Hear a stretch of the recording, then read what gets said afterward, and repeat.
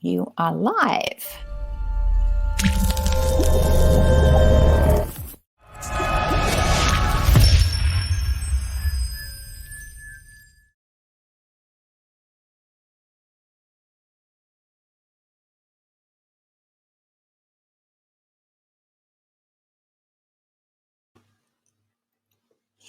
Hi, everybody. I am incredibly excited to be launching the Inner Game of Winning TV online TV show today and podcast.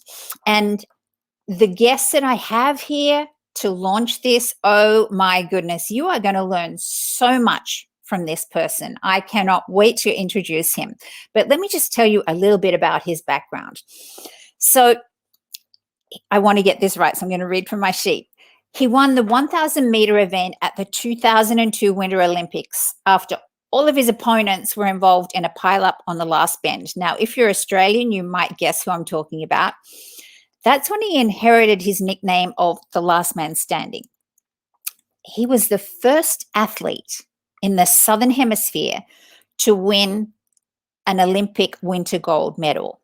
And he was also, before that, part of the short track relay team that won Australia's first Winter Olympic medal ever, a bronze, in 1994. It's none other, if you're an Aussie, you probably guessed, than the amazing Stephen Bradbury. So welcome to the show, Stephen. I would love to welcome you now. Hi, Catherine. Thank you very much for having me on. Oh, huge thank you for joining us here. Now, your road to Olympic glory had a lot of twists and turns and ups and downs, and it took a lot of resilience and dedication and perseverance, and it wasn't just your physical skill sets. That's why I'm so excited to have you on this, because this show is all about the inner game, and I'm always talking about you can have all the physical skills in the world, but unless you've got this to intertwine with your physical skills, you're never going to make it to the top. So I'd love to kind of dive deep into starting at the very beginning. How old were you when you got your first pair of skates? Well, I'll have to apologise, Catherine. I can't do the interview because you used the word resilience in that opening bit, and that's the most overused word in the English language now, so I'll see you later. They used to call that stuff passion and persistence. You remember that? When before resilience was such a buzzword. True. Yeah, so that's my gripe for the interview. Hopefully there won't be any more, but you never know. But I first started skating. First ever time on ice skates, I was about 4 years of age, and why don't we show you a picture of it? Got one here. Oh, I'd love to see that. I'm sure the viewers would. There we go. There's me with my dad. My first time on skates, bawling my eyes out. I hated it. Mum shows everyone the pictures even today when they come over to visit. And Dad tells everyone that I didn't skate again after that for about 4 years because I was traumatised. Dad thinks that's a bit of a joke, but it's actually not. And when we were preparing for this interview, you told me that in actual fact, skating was actually a tradition in your family. Your dad was a champion? He was the national champion back in his day, and it's not the most Australian of pastime. Never will be. It's never going to be a popular sport in this country, but that was what the Bradbury family did, and I developed a passion for it. And I remember when I was 15, I saw a skater from Japan. His last name was Kawasaki, same as the motorbike, and I was the reserve for the Australian team at the World Championships in Amsterdam, and I watched him pass 3 other skaters on the outside, broke the world record by 0.8 of a second, and win the world title in the 1,000 metres. And I wasn't probably the most committed athlete up until 15. I mean, I trained hard, but when I saw him do that, I was sitting there in the grandstand and I said, I'm going to do that one day. That actually answered my next question. You've got telepathy, because I was going to say to you, my next question was, can you remember your very first race can you remember your very first race? And then the other part of that question was, what motivated you to actually go further and really aspire to greatness? Yeah, well, that was one of the moments there. One of the ones that stuck out the most for me was was that moment, because up until then, I was a young and somewhat talented kid who worked hard some days and not hard others, and needed my dad to kick me up the butt sometimes to get me out of bed. He forced me to go running and cycling with him before I went to school, and I freaking hated him for it when I was 13, 14 and 15 years of age. But, that was what enabled me to, in some ways, be a little bit lucky to get into the Australian national senior team when I was 15. And I was the reserve, so it wasn't my first race. I'd skated lots by then, Catherine. I wasn't even skating. I was watching in the grandstand. But that was the moment where in my head it was not if I'm going to the Olympics, it's when and where I finish. And we talked about that, both you and I really believe in that saying that luck has really nothing to do with it. Do you want to share your thoughts on what luck really is? Well, there's saying most people have probably heard is that luck is when preparation meets opportunity. And, I'm most likely the luckiest individual Olympic gold medalist in sporting history. Summer or Winter Olympics. And, I'm the first to admit that, my God, I had a lot of luck that night in February 2002, but I was the guy who put myself in position to capitalise when things went wrong for the competition. And outside of sport, I think in life that happens more regularly than it does inside of sport. In business, quite often people take too big of risks and they go bankrupt. Whereas if you're, prepared to play the percentages, have a risk versus reward strategy, risk hard when you need to, don't risk hard when it doesn't stack up. Sometimes the competition will overstretch and you'll be the one there and be the last one standing. Yeah. Now, in 1991, you were part of the quartet that won the 5,000 metres, the relay in Sydney in the championships. Were you like 18 at the time? Yeah, I was 17 then, and 17. Got a world championship gold medal then, and managed to skate my way to a silver and a bronze at other world championships. But at 17, I got a world championship gold, and that was the only one I was ever able to get in the next 12 years of competing. So yeah, that's certainly a treasured prize on the mantle. And I was lucky enough to be in a position in Australian speed skating where I had some more experienced, better skaters around me to lead me, to help me, to improve me. And I think that can be a lesson to a lot of people in today's world, especially Aussies, because most Aussies learn things by stuffing it up a couple of times first. We've got to learn by our mistakes. Yes. But it's actually easier to ask older, more experienced people in what you do that have probably already made the same or similar mistakes, because they'll help you if you ask them. But most Aussies are too stubborn to ask, so we do it the hard way.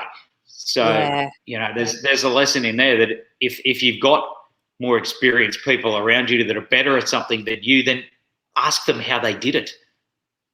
That's so true. I know when I started speaking as a professional about 15 years ago, at first I was a little confronted by all the CSPs, and then I went, no, damn this. I'm already a professional trainer. I've got all these runs on the board and training and coaching. I'm going to go up and ask them what mistakes they made. What was the biggest mistake they made? And that was absolute gold. And it applies in any aspect of our life, whether we're an athlete, a performer, or a high achiever in the workplace. So I'm so glad you brought that up.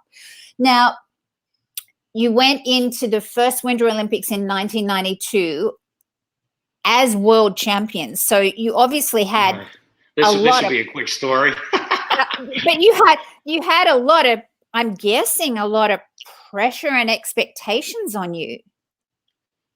Yeah, but also some lack of experience. My camera going out there. Have we lost sound too? No, I'm good. Yeah. I can see you and I can hear you. Oh, great.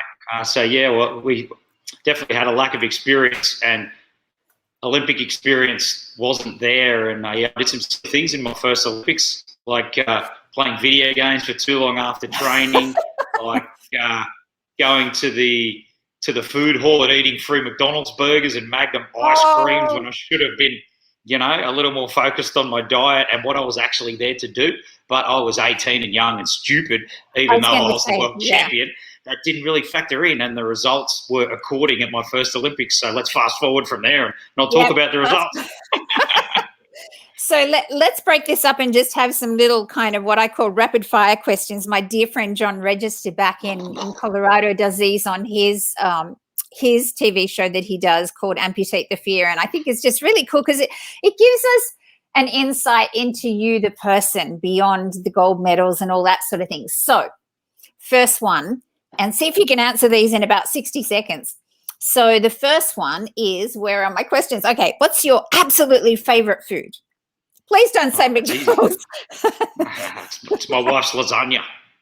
Oh, and does she make it with meat? Oh, of course. I mean, of course, it's not vegetarian. Okay. no veggie here, Catherine. No veggie here. Feed the man meat. Okay. And what about favorite color or colors? Oh, that's black. An interesting one for men because men not so. Yeah. Okay. Number one place on your bucket list that you're yet to visit and would love to visit. Oh, surfing destinations have always been the top of the list for me. So Reunion Island is a place I've always wanted to go to. Where's that? That's sort of in the Indian Ocean, not too far from Africa. Oh, okay. There you go. There's somewhere I have not heard of. They speak French, but they have really good waves. Well, we won't hold that against them. The speaking French bit, I mean. So school teacher and why? Well, favourite school teacher was a man by the name of Mr. Muller, who was probably the only teacher I ever had that actually got me half excited about doing mathematics. Wow. And how did he do that? Well, he just had a way about him that everything was exciting, and he challenged the kids to, I suppose, want to do better because he would really enjoy it if we did. Okay. Did he apply it to your life? Like, did he apply it to speed skating or anything like that to make it more real? Because I know with my daughter, when she was having to learn percentages, she said, oh, Mom, if I put this to do with saving money, that makes more sense. Not really. He just gave a shit. And he was a really popular teacher. He was young. He was really good looking as well. All the girls in the class wanted to go out with him, but of course that can't happen with your teacher. But he just got people interested in learning. We had a science teacher in my day when I was in high school. I won't mention the school or anything, and he did end up going out with. I didn't date him, but somebody 1 year above me did. But I was so excited because I was the house captain for Brennan. Whoops, I probably slipped which school it was now, but anyway, and I was so excited because I got this guy to become our teacher that was the teacher for, you had to have a teacher that came to all the meetings, and I got him to be our teacher. Well, everybody turned up at all the meetings. Very cool. Now, if you could invite anybody in the world, either alive or who has passed, to dinner as your dinner guest, who would that be and why? Well, this might be a little bit controversial, but I'd like to have Pablo Escobar. Because? Imagine the stories he'd have about being able to create a global drug cartel. Not that that's something I'd want to do, but I'd like to have a conversation with him about it. Because? Just to see how his mind works, or? Yeah, well, and there'd be some amazing stories in there about how he was able to do it and the horrible things that were done to some people along the way, and just I don't know. It's just really interesting about how somebody could create a global empire in something that isn't legal, if you know what I mean. Yeah. It's something that I could never do and never want to do or aspire to do, but I'd still like to pick their brain over it. and also did in a pre-social media era. Like, do you know what I mean? Like, Yeah. Didn't use all of the, well, anyway. Okay, so moving on. Next question. moving right along. What would you tell your 12-year-old self? Well, one big lesson that I have learned later in life, took me a lot longer than when I was 12, is to anything that is even slightly emotional or is a decision that's going to have impact, you should sleep on it first.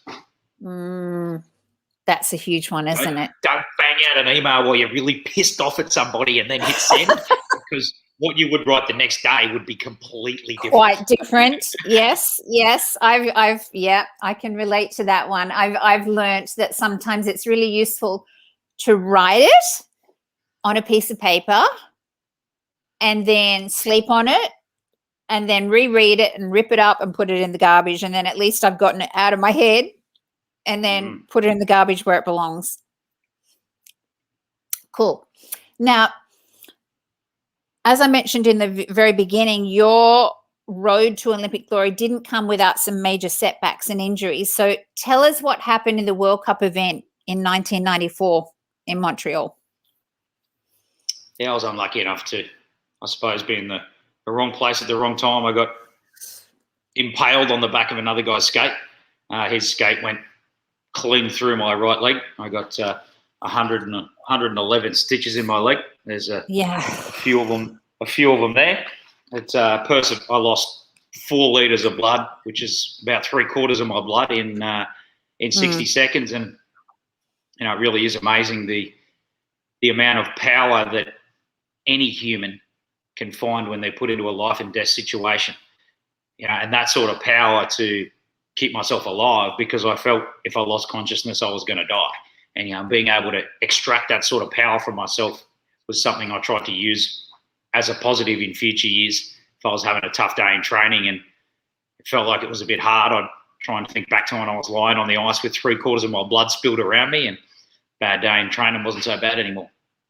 Yeah, and it's like, this is one of your favorite quotes, I believe. What doesn't kill you makes you stronger. I mean, I think I read somewhere that when you came off the ice, you had something like, how many you had, your heart rate was up at like 200 because you'd been going so fast. So the blood was kind of pumping out of you so quickly. And that's why you lost so much blood. It was like somebody turning the tap on full blast.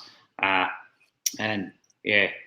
size of the gash in my leg, I actually needed 2 hands to try and squeeze my leg back together.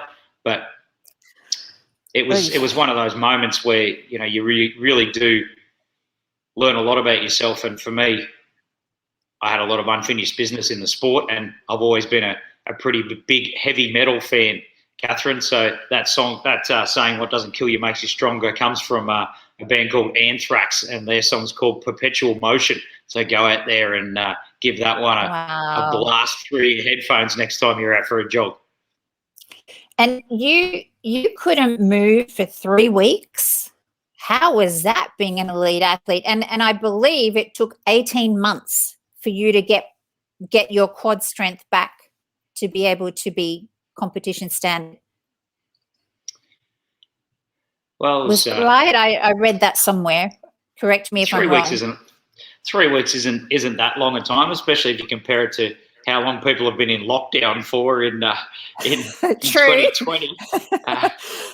So I was in hospital for about 3 weeks, and I was only 21, and I was still quite young and a little bit naive at that point. So fear never entered my brain. It was just a matter of when I got back onto the ice, not if. And the fact that I never got all the power back in my leg, that spring-loaded explosion, I just put that out of my head and made my leg really strong again, and got back on with the job.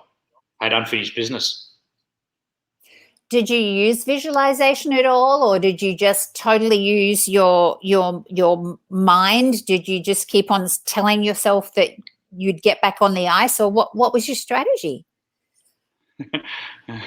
I remember there's a friend of mine. She was a really good Canadian speed skater. Her name was Christine Boudrias, and she brought me this light visualization goggles thing that goes over your head. Yeah. And she forgot to tell me that you're supposed to close your eyes when you do it, because it shines a lot of bright lights in your face. And oh no. She came back to the hospital and asked me how it went, and I did it with my eyes open, and I just told her it gave me a headache. Did you try it again with your eyes closed? I didn't. No, I was over No. it by that point. I've always been the kind of person who, whilst visualization, I think when you are focused on something, happens naturally, and whilst a lot of athletes these days, I think it's probably been scientifically improved in exactly how those strategies play out. But I'm a little past that space now, Catherine. And then, so you get back on the ice and you're determined to really continue on your path of you're determined to represent again and get to the Olympics again. And then in 2000 in training, you have another accident. And you break your neck, you fracture C4 and C5. You need 4 pins to be inserted into your skull and your back, and you've got screws and plates and God knows what. And did the doctors tell? Yeah. Oh my God! Wearing the halo brace that they screw into your head pretty much resembled a human building site. And did the doctors tell you were never going to get on the ice ever again? Yeah, so that was a very quick conversation. I just went to another doctor. I love it. But you're in that I think they call it a halo brace, do they? They do, yeah, very prehistoric things. I got some pretty funny looks when I was driving my car. At least I thought I did. Oh, my goodness. Stopped at the traffic lights. I knew the person in the lane next to me was looking at me, but I couldn't see him. But I had 2.5 months wearing that thing, and that was where I had a lot of time to think about what I'd done and what I potentially still had ahead of me. And this was towards the end of my skating career. It happened only 18 months before I won the gold medal. So, whilst I had everybody else around me telling me that I was done and the doctor telling me that I wouldn't skate again, in my head I had around about 16 months of hard work out of 14 years, and 16 months is only a little bit on the end. So 16 months out of 14 years for me, not that much. So I had no choice. I had to do it. And you had a pretty amazing coach as well supporting you, didn't you? little Chinese lady. Her name's Anne Zhang. Yeah, we're still good mates these days. And yeah, she was my mentor in the last few years of my skating career. And yeah, well, we're probably going to talk about the gold medal race in a minute, are we, Catherine? Or we sure are. We sure are, because you went into that race. Where is she? There she is. Where is she? Oh, look at that smile. Oh, so yeah. So she was the right person, didn't you? Yeah, you came up with a strategy with her, didn't you? Because you knew that you were not as fast as you had been. So what was your strategy? Yeah, in speed skating at the Winter Olympics, you've got to skate the heats, the quarterfinals, the semi-final, and the final all within about an hour and a half. So they backed the races up very quickly, and I skated, for me, as good as I could skate in the heats and the quarterfinals, and I got through to the semi-finals, and I skated pretty well there. I had a few guys fall over in front of me in the semi-final too, and a bit of luck. And before the final, I was sitting in the change room, and my heart was starting to win the battle over my head, because my head was saying that you're not good enough to skate 4 races at your best in an hour and a half anymore. You're a bit past it. But my heart was starting to win, and my coach, Anne, she dispelled that myth very quickly. She said, Stephen, you go out there in the final, you stay out the way, we hope for a mistake, we get a bronze medal, very happy. And I knew that was the right strategy. I just needed the right reinforcement at the right time. and sometimes that's life. And I never imagined that strategy would turn out better than a bronze medal. But a bronze medal was a realistic call. And if you had asked me before the competition or even before the final, if I would have taken bronze, I would have taken it in a heartbeat. So for it to work out with a gold was completely unimaginable, and as a 1 in 100.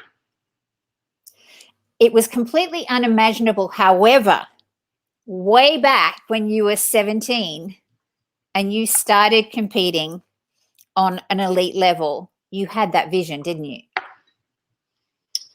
Yeah, it was something that I invested my whole life into at that point, and I wanted to see if I could be the best in the world. And, if I had retired without having happened to me what happened, I might be a little bit more bitter and twisted than I am these days, because I'd been the favourite to win that event in previous Olympics, and, I'd been knocked over intentionally in the first round of the competition. So, I like to think that in some ways, maybe over the years, I'd built up a whole lot of karma points and I cashed them all in at once. Yeah, because you'd gone in as the favourite, and then people knocked you over, and yes, they were disqualified, but it kind of hampered your whole progress. So when you won, you were incredibly humble in accepting that gold medal. And of course, here in Australia, we were going nuts because it was our first ever gold medal. However, you did cop a lot of criticism. So how did you cope with that? Yeah, it would have been a very different few interviews on the NBC morning show if I'd had the skill set with my mouth that I have these days after speaking at conferences and events for quite a few years, Catherine. But I'm sure, I was highly inexperienced behind the camera at that point, and Matt Lauer, the guy's name was, who took some of that negative direction on live TV on US television, and he really pushed too hard that I only won because I was lucky. And what I should have said back to him then was, well, who's sitting here with the gold medal, Matt? Were you there? Yeah. Was anybody else there? No, they weren't. I was the guy there. And I know that I was lucky, but no one else was there to take advantage. And you had actually been the favourite a few years before, and 2 years before you had all those screws and nuts and bolts. And background doesn't make headlines, doesn't get television ratings. So, that's the world we live in, don't we? So then you retired, but part of you retiring, we came up with an Australian euphemism called doing a Bradbury, and that's well, Australians really, because what it now means is like staying on your feet no matter what happens in life, and there's never been a better time than right now than speaking into that. And what you've done since you've actually retired, I mean, once a competitor, always a competitor. I've done some research on you. Then you decided that I think you did a celebrity car race, and you started competing in car racing. Then you were also on Survivor. Then you were also on Dancing with the Stars. So I'm a performer. I'm a former professional dancer, as some people know. I want to know, what was your favorite dance style on Dancing with the Stars? Well, or was there one? Maybe there wasn't one. There wasn't really many styles to choose from, Catherine. I was the first one voted out, and one of the judges gave me 3 out of 10. That bastard. But what style was it then? It was the waltz. But after I watched myself back, I thought, I don't think I deserved any better than a 3 anyway. Aww. So, I can glide okay on the ice, but not on the floor with shoes on, unfortunately. And so tell me, and then you've gone on, obviously, to become an incredibly successful professional speaker, and you have really used the Last Man Standing brand, and you've got an extraordinary book about just that topic, and you've created your own beer. Oh, there's the book. Show us the book again, because I would love people to. We've got the beer as well. There we go. You got Show to us the have book. props for these. Show us last the man book standing again, because I want people to look and see. Now, these are also, I'm going to put my glasses on so I can do this, but these are all available on, you can get this on. You can go to my website, Stephen Bradbury. On the website, exactly, .com.au. If you want to have a look at the beer, you can go to lmsbrewing.com.au, or you can Google Last Man Standing. It's the best lager ever made in the history of the world, according to me. Of course. And so I'm a little biased though, Catherine. Of course not. Come on. So what prompted you to do this? What caused you, what was the impetus for you creating a beer?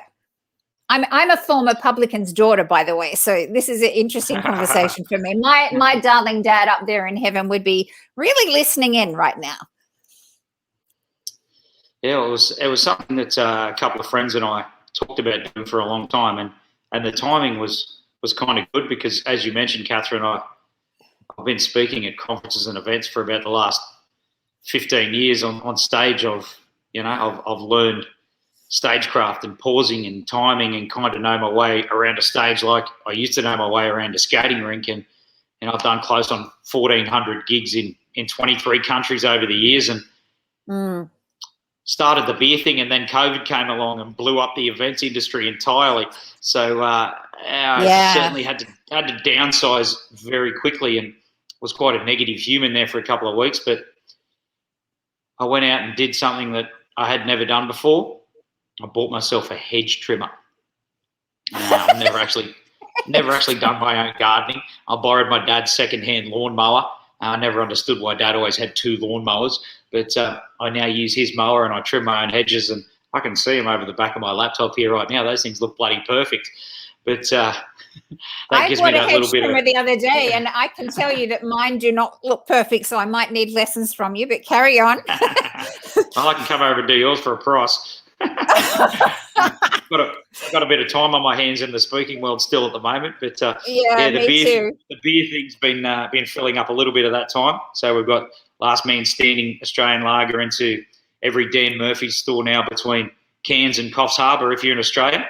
We're on tap in a bunch of venues in Brisbane, Sunny Coast, Gold Coast, such as the South Bank Beer Garden, the Pineapple, the Port Office. But if you go to our website, which is scrolling across the bottom there, you can see where all of our stockists are via the beer locator, and support me and two other local Brizzy blokes that are having a go in probably the most competitive industry imaginable. Sure to be. And as I said, my darling dad was an Australian cycling champion. We talked about this, but also, I grew up in pubs. He would have loved to have had his own beer that he's created. So Rex up there is cheering you on, and I wish you all the best, honestly. And I'm so grateful that you've taken the time. And just before we end, just super quickly talk into, because COVID has certainly been a whole lot of words, and I don't want to use all of the, the buzzwords of pivoting and disruptor and all that sort of thing, but it's caused us. Oh, look, have you heard about the drinking game, by the way? Lindsay Adams taught me this one, and I said, oh, Lindsay, I'm very, very light as a drinker. If I did that, I'd be comatose in hospital. But he was saying every time you turn on the news, and this is, early on, every time you turn on the news and you hear the word pivoting, the new normal, or something else, you had to have a shot. And it was like, no, I would literally be comatose. But so what went on for you in your mind when all those speaking gigs flew out the door? Because I know that's what happened for me, and that's how I ended up returning to Australia. And what did you do, and what did you draw on from your athletic background, I'm guessing, to really regroup and focus? And it's quite extraordinary. I mean, COVID really only hit here, I believe, in Australia around March last year, and you've already created a product and got it out in all these places. So that's that's extraordinary. Well, we'd already started. The timing was pretty good, so we were already 4 or Oh, 5 okay. months in before COVID hit. So yeah, that was just a fortunate piece of timing. But yeah, after COVID hit and my speaking diary emptied for,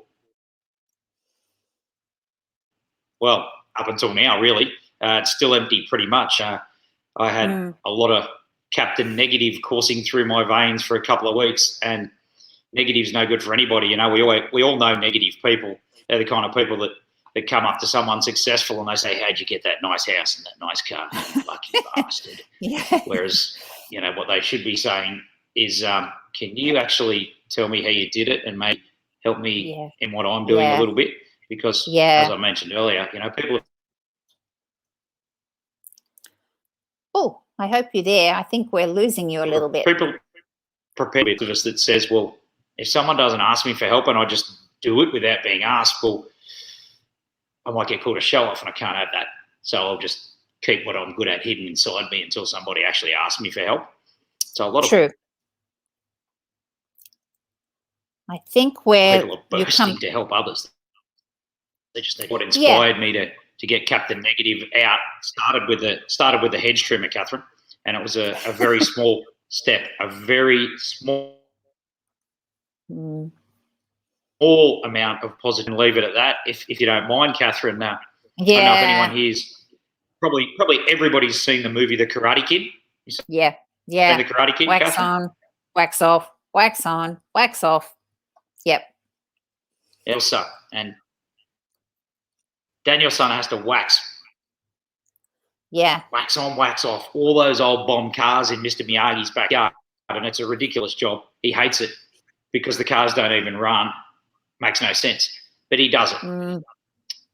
Finishes the job. There's a scene in that movie where the camera pans out. Daniel-san folds his arms and he goes, Yeah. Yeah.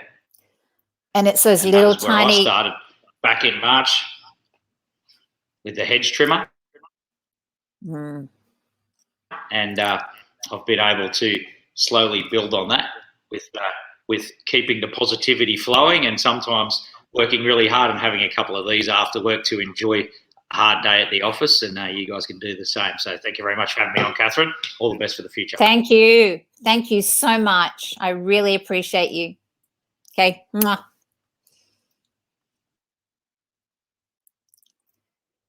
And on that note, let's go to this.